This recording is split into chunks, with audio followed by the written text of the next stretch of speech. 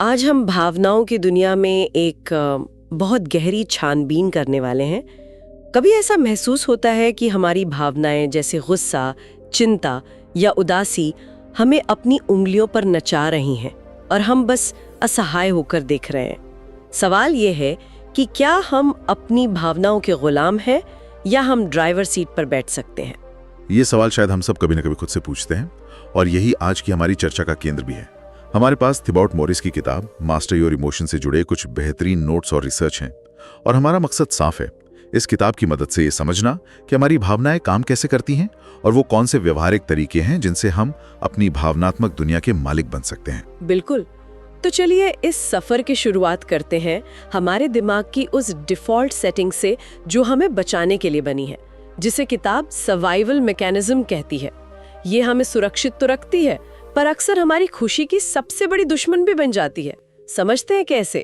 तो किताब का पहला बड़ा आइडिया यही है कि हमारा दिमाग हमें खुश रखने के लिए नहीं बल्कि जिंदा रखने के लिए बना है। पर इसका मतलब क्या हुआ? ये अक्सर सबसे बुरे के बारे में ही क्यों सोचता है? इसे ऐसे समझिए कि हमारा दिमाग हजारों साल पुरानी एक ऑपरेटिंग सिस्टम पर चल रहा है। हमारे पूर्वजों के लिए दुनिया खतरों से भरी थी। शिकारी जानवर, भोजन की कमी, कबीले से निकाले जाने का डर। उनका दिमाग एक 24/7 स्कैनर की तरह काम करता था, जो हमेशा खतरे खोजता रहता था। जिनकी नेगेटिव सोचने की क्षमता अच्छी थी, जो हमेशा सबसे बुरे के लिए तैयार रहते थे, वही जिंदा बच पाए। मतलब ये नेगेटिविटी हमारी डीएनए में है। Exactly. एक तरह की विरासत। हाँ बिल्कुल, ये एक तरह का डिफॉल्ट सॉफ्टवेयर है। इसीलिए आज भी जब हमारी जान को कोई खतरा नहीं है, तब भी हमारा दिमाग छोटी छोटी बातों में खतरा ढूंढता है। जैसे बॉस का एक अजीब सा ईमेल, हमारा दिमाग तुरंत सोचता है कहीं मेरी नौकरी तो खतरे में नहीं। या किसी ने पार्टी में हमें अनदेखा कर दिया तो दिमाग कहता है मैं शायद किसी को पसंद नहीं। ये वही पुराना सर्वाइवल मैकेनिज्म है जो आज ओवर रिएक्ट कर रहा है। और अस्वीकृति यानी रिजेक्शन का डर भी शायद इसी से जुड़ा है। किताब में इस पर काफी जोर दिया गया है। हाँ, क्योंकि हमारे पूर्वजों के लिए कबीले से बाहर निकाला जाना मौत की सजा जैसा था। अकेले वो जिंदा नहीं रह सकते थे। ये डर आज भी हमारे अंदर बहुत गहरा बैठा है। इसीलिए कई लोग कोई नया काम शुरू करने, किसी से अपने दिल की बात कहने या स्टेज पर बोलने से इतना डरते हैं। दिमाग उन्हें ये कहकर बचाता है, अगर कोशिश ही नहीं करोगे तो फेल नहीं होगे और कोई तुम्हें रिजेक्ट नहीं करेगा। ये एक सेफ्टी नेट है जो असल में एक पिंजरा बन जाता है। तो एक तरफ दिमाग हमें खतरों से बचाता है और दूसरी तरफ किताब में डोपामाइन का जिक्र है जो हमें खुशी का एहसास देता है। लेकिन ये कैसे हमारे लिए एक जाल बन सकता है? डोपामाइन हमारे दिमाग का रिवॉर्ड सिस्टम है। जब भी हम कुछ ऐसा करते हैं जो हमारे सर्वाइवल के लिए अच्छा है, जैसे खाना खाना या कोई लक्ष्य पूरा करना, तो दिमाग डोपामाइन रिलीज करता है और हमें अच्छा महसूस होता है। लेकिन आज की दुनिया ने इस सिस्टम को हैक कर लिया है। हैक कर लिया है? मतलब हमें अब डोपामाइन के लिए मेहनत नहीं करनी पड़ती। सोशल मीडिया पर एक like, junk food, online shopping, porn, ये सब हमें डोपामाइन का तुरंत और तेज हिट देते हैं। ये एक शॉर्टकट है, लेकिन दिक्कत यह है कि दिमाग को इसकी लत लग जाती है। फिर हमें असली खुशी देने वाली चीजों जैसे किसी रिश्ते को निभाना, कोई स्किल सीखना या व्यायाम करना में मजा आना बंद हो जाता है, क्योंकि उनमें मेहनत और समय लगता है। और यहीं पर शायद अहंकार यानी ईगो का रोल आता है। किताब कहती है कि अहंकार ना अच्छा है न बुरा, जो कि थोड़ा कंफ्यूजिंग है। असल जिंदगी में तो अहंकार से ही जलन, तुलना जैसी सारी नेगेटिव चीजें आती हैं, तो इसे न्यूट्रल समझना थोड़ा मुश्किल है। ये एक बहुत अच्छा सवाल है। किताब के मुताबिक अहंकार हमारी झूठी पहचान है, मैं की वो कहानी जो हमने बाहरी चीजों के आधार पर बनाई है। हमारी नौकरी, हमारे कपड़े, हमारी गाड़ी, सोशल मीडिया पर हमारे फॉलोअर्स, ये हमेशा और ज्यादा चाहता है और कभी संतुष्ट नहीं होता। ये न्यूट्रल इसलिए है क्योंकि ये सिर्फ आत्म जागरूकता की कमी का एक लक्षण है। जैसे अंधेरा सिर्फ रोशनी की कमी का नाम है, वैसे ही अहंकार जागरूकता की कमी का नतीजा है। और कंपनियां हमारे इसी अहंकार का फायदा उठाती हैं ना? बिल्कुल, मार्केटिंग की पूरी दुनिया इसी पर टिकी है। वो आपको जूता नहीं बेचते, वो आपको एक एथलीट होने का एहसास बेचते हैं। वो आपको क्रीम नहीं बेचते, वो आपको खूबसूरती और कॉन्फिडेंस का वादा बेचते हैं। वे हमारे अहंकार को फुसलाते हैं कि उनका प्रोडक्ट हमें बेहतर, ज्यादा महत्वपूर्ण या दूसरों से ज्यादा सफल महसूस कराएगा। तो अगर हमारा दिमाग नेगेटिव सोचने के लिए बना है और अहंकार हमें हमेशा असंतुष्ट रखता है, तो क्या हमें इन नेगेटिव भावनाओं से पूरी तरह छुटकारा पा लेना चाहिए? बिल्कुल नहीं, और यही इस किताब का सबसे शक्तिशाली संदेश है। नेगेटिव भावनाएं दुश्मन नहीं बल्कि संदेशवाहक हैं। वे एक अलार्म की तरह हैं जो हमें बताती हैं कि हमारी जिंदगी में कुछ ठीक नहीं है। गुस्सा ये बताता है कि शायद हमारी किसी सीमा का उल्लंघन हुआ है। अकेलापन बताता है कि हमें और कनेक्शन की जरूरत है। डर हमें किसी आने वाले खतरे के लिए तैयार करता है। किताब में एलन मस्क का उदाहरण भी है। हाँ, कि दुनिया के सबसे मजबूत और सफल लोग भी टूटते हैं, उन्हें भी दर्द होता है, लेकिन वे उन भावनाओं को दबाने की बजाय उनसे सीखते हैं। भावनाएं हमें कमजोर नहीं बनाती, वे डेटा हैं। सवाल उन्हें खत्म करने का नहीं, बल्कि उनके संदेश को समझने और उन्हें सही दिशा में इस्तेमाल करने का है। यह समझना कि हमारा दिमाग कैसे काम करता है, ये तो आधा खेल है। लेकिन मुझे एक बात और दिलचस्प लगी कि यह खेल सिर्फ हमारे सिर के अंदर नहीं खेला जाता। हमारा शरीर, हमारी आदतें, ये भी तो हमारी भावनाओं पर असर डालती है ना।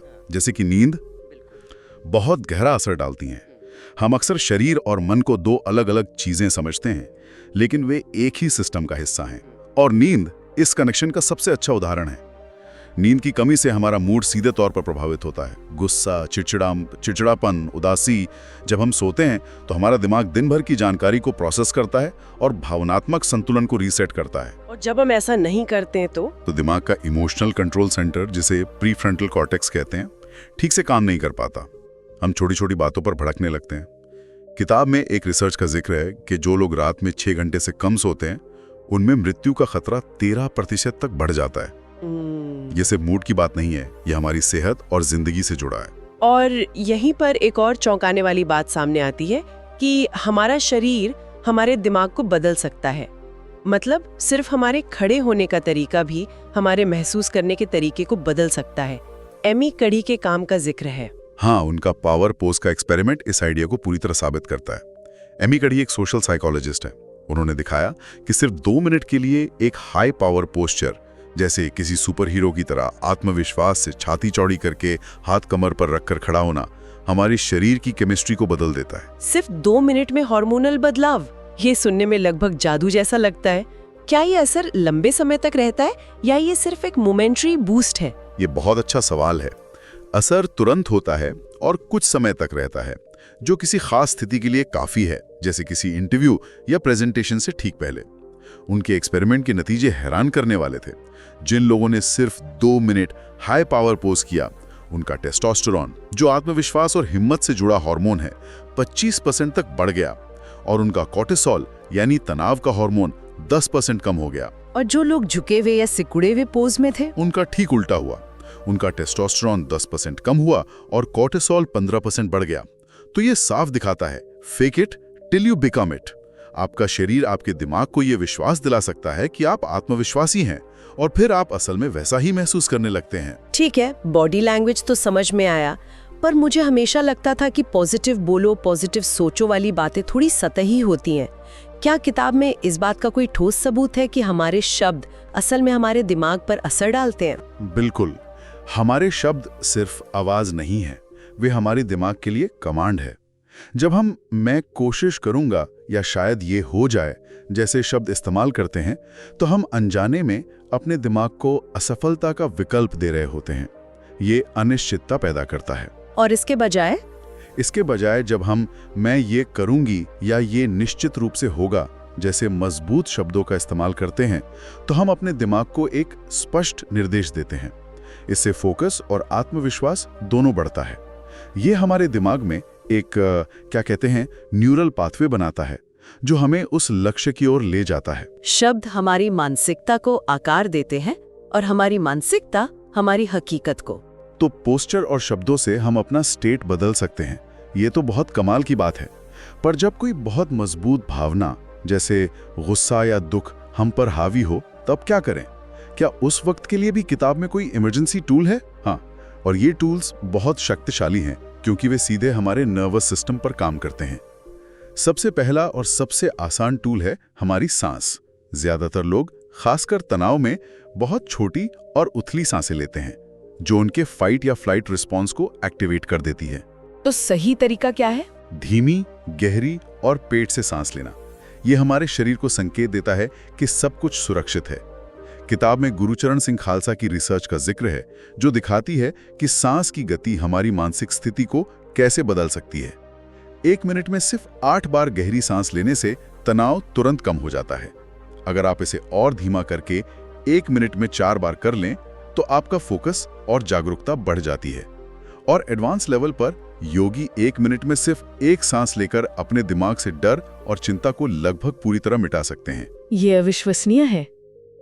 और उस 5 स्टेप प्रोसेस का क्या, जिसका जिक्र है, भावनाओं को जाने देने का तरीका, ये सुनने में बहुत आसान लगता है पर करने में नहीं। क्या इसका कोई ठोस फॉर्मूला है? बिल्कुल, और यही इस किताब की सबसे शक्तिशाली तकनीकों में से एक है। ये भावनाओं को दबाने के बारे में नहीं है, बल्कि उन्हें स्वीकार करके मुक्त करने के बारे में है। फॉर्मूला सिर्फ कुछ सवालों का है जो आप खुद से पूछते हैं, और ये दिमाग को रीवायर करने जैसा है। तो ये कैसे काम करता है? मान लीजिए कोई किसी बात पर बहुत गुस्से में है। ठीक है, तो पहला कदम है उस गुस्से की भावना पर पूरा ध्यान केंद्रित करें, उसे अपने शरीर में महसूस करें। दूसरा कदम, आंखें बंद करके खुद से पूरी ईमानदारी से पूछें, क्या मैं इस भावना को जाने दे सकता हूं? यहां कोई सही या गलत जवाब नहीं है, जवाब हाँ या ना कुछ भी हो सकता है। तीसरा कदम, फिर पूछें, क्या मैं इस भावना को जाने दूंगा? ये आपकी इच्छा शक्ति का सवाल है। चौथा, पूछें कब, और अपने मन में दृढ़ता से जवाब दें अभी। और पांचवा, इस प्रक्रिया को तब तक दोहराएं जब तक आप महसूस ना करें कि उस गुस्से की पकड़ आप पर ढीली पड़ गई है।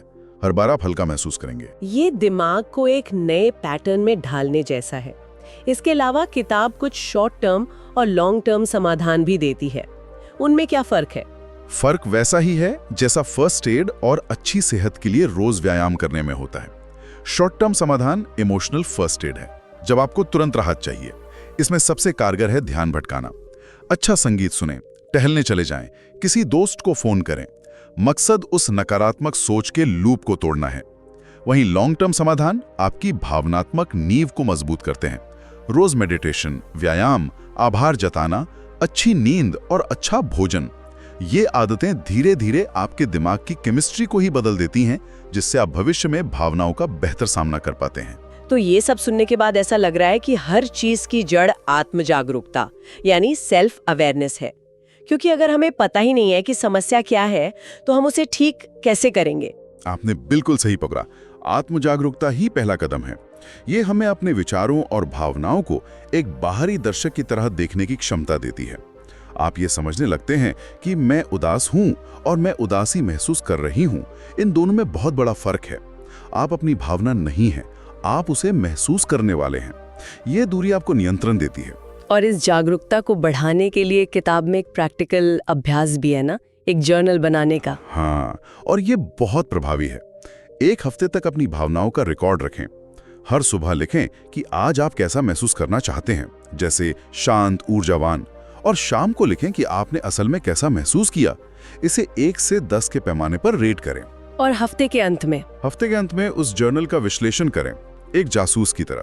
पैटर्न ढूंढें, किन लोगों, जगहों या घटनाओं ने आपको अच्छा महसूस कराया, किन चीजों ने आपको बुरा महसूस कराया। हो सकता है आपको पता चले कि जब भी आप सुबह व्यायाम करती हैं, आपका पूरा दिन बेहतर जाता है, या जब आप किसी खास दोस्त से बात करती हैं तो आपका तनाव बढ़ जाता है। ये आपको आपके इमोशनल ट्रिगर्स की एक लिस्ट देगा, और जब आप अपने ट्रिगर्स को जान जाते हैं तो आप उन्हें मैनेज कर सकते हैं। और आखिर में उस सबसे आम समस्या पर आते हैं जिससे शायद हर कोई जूझता है, प्रेरणा यानी मोटिवेशन की कमी। जब कुछ करने का मन ही ना हो तो क्या करें? किताब के अनुसार प्रेरणा की कमी अक्सर इस बात का संकेत है कि आपके पास कोई मजबूत क्यों नहीं है, आपका लक्ष्य या विजन साफ नहीं है। लेकिन इसका एक तुरंत समाधान भी है, और वो है मोमेंटम बनाना। हाँ, उन सभी कामों की लिस्ट बनाएं जिन्हें आप टाल रही हैं। फिर उनमें से सबसे आसान, सबसे छोटा काम चुनें और उसे 5 मिनट के अंदर पूरा कर दें। जैसे ही आप एक छोटा काम भी पूरा करती हैं, आपके दिमाग में डोपामाइन रिलीज होता है, जो आपको अच्छा महसूस कराता है और अगला काम करने के लिए प्रेरित करता है। यह एक स्नोबॉल इफेक्ट की तरह है। बड़े प्रोजेक्ट को छोटे छोटे हिस्सों में बांट लें और एक समय में सिर्फ एक पर ध्यान दें। एक्शन लेने से प्रेरणा आती है, प्रेरणा का इंतजार करने से एक्शन नहीं होता। तो मतलब अगर पूरी बात को समेटें तो निचोड़ यही निकलता है कि भावनाएं हमारे नियंत्रण से बाहर नहीं है। वे मौसम की तरह हैं, बदलती रहती हैं, लेकिन हमारे पास उन्हें प्रभावित करने के लिए हमारा शरीर, हमारे विचार, हमारे शब्द और हमारी सांस जैसे बहुत शक्तिशाली उपकरण है। बिल्कुल, निष्कर्ष यही है कि आप वही बनते हैं जो आप सबसे ज्यादा सोचते हैं। सकारात्मक सोच से सकारात्मक भावनाएं पैदा होती हैं जो आपको सही एक्शन लेने के लिए प्रेरित करती हैं और सही एक्शन से सकारात्मक नतीजे मिलते हैं। ये ड्राइवर सीट पर बैठने जैसा ही है। ये आत्म जागरूकता और हर पल सचेत होकर अपने विचारों और व्यवहार को चुनने की एक निरंतर प्रक्रिया है। आज की इस गहरी पड़ताल को समाप्त करने के लिए श्रोताओं के मन में एक विचार छोड़ते हैं। किताब एक हफ्ते तक अपनी भावनाओं को ट्रैक करने का सुझाव देती है ताकि पैटर्न का पता चल सके। मेरा सुझाव है कि इसे एक कदम और आगे ले जाएं।